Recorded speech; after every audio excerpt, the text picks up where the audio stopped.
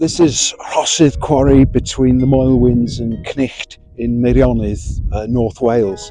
If you'd come here in the 1860s, you'd have found it bustling with activity and part of the remarkable slate industry of northwest Wales, an industry which you might say roofed much of the world at the time.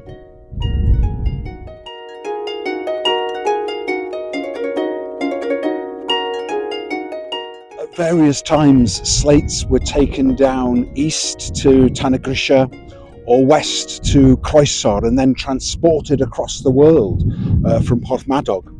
When I moved to Festiniog over 20 years ago, there were still people living in the town who'd been born in Carmarthen. No one lives here today.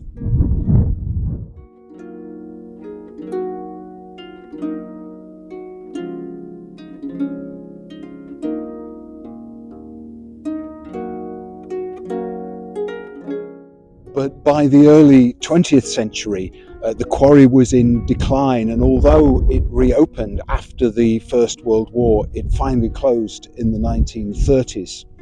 Today, the slate landscapes of North Wales reflect the remarkable transformation that industrial slate quarrying brought to the traditional rural environment and mountains of Eryri, Snowdonia.